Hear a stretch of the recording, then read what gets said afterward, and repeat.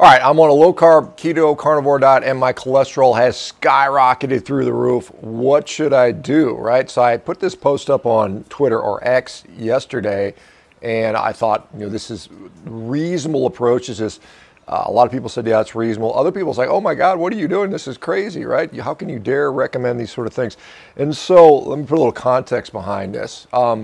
So I think it's becoming more and more clear as to why LDL cholesterol may go up in someone on a low-carb diet. It usually has to do with the fact that they lose body mass. They get leaner, and therefore they have less stored energy in their body. And this lipid energy model makes a lot of sense that the liver is now trafficking more energy to the periphery, to the cells in the body, right?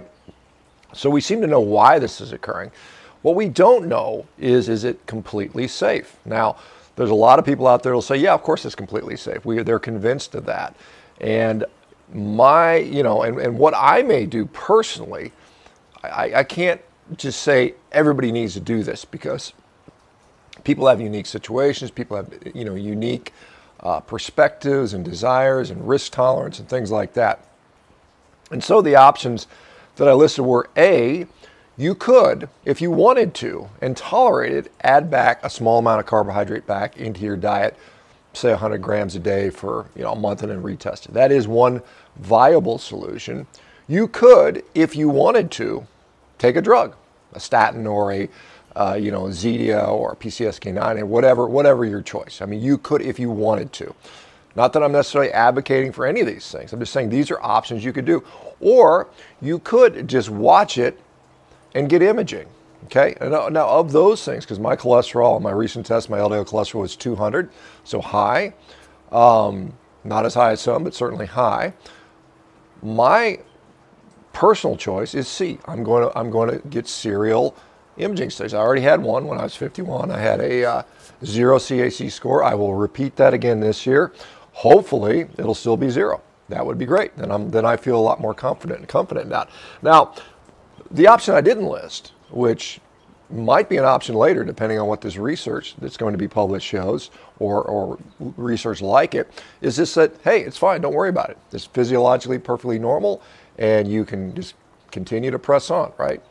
But again, I have to say, what I do may not be right for everybody. Like I said, I'm fine letting mine be high as long as I have imaging to show that I'm not progressing with disease. And I think that is a very reasonable strategy. But so are the other ones. If you want to add some carb back in and you feel fine, it doesn't affect you, that's great. A lot of people may not be able to do that because they're suffering from some disease process, or it messes up their blood glucose, or they just don't feel well. I'm not advocating necessarily that for everybody. I'm just saying these are different options for different people. So there's some nuance here. Now, of course, the other things I listed in here, get good sleep and exercise, and don't be sedentary, and manage stress, and get stronger. All those things. Don't smoke, don't drink excessively. All those things, of course, apply still. You should be improving all the other risk factors that contribute to cardiovascular disease, apart from whatever is going on with your LDL cholesterol. So in reality, I know there are people out there saying ignore cholesterol, don't worry about it. I don't know that we can quite say that yet. And I'm certainly some optimistic that we will be able to say that, at some point. But until the science has shown that at least somewhat conclusively, I'm going to still hedge my bets a little bit, at least with some imaging, right? And I think that makes the most sense to me at this time in 2024. Maybe 2025 we'll have a different answer. Maybe we can say, hell, let it go, guys. And many of you guys are already there. Many of you guys have seen enough to convince yourself internally that, hey, you're fine with that. And it very well could be the right answer. I don't know yet, because I don't think we know for sure. We need the data to prove that. Fortunately, there's people that are starting to look into this. There's studies that are being done. As you guys know, I've talked about the study that Dave Feldman has sort of propelled via Matt Budoff at UCLA. We'll have those results later this year. So it's exciting to see. All right, guys, let me know what you guys think about that. Does this sound unreasonable to you, or am I completely off base with this? We'll talk to you guys soon. Bye-bye.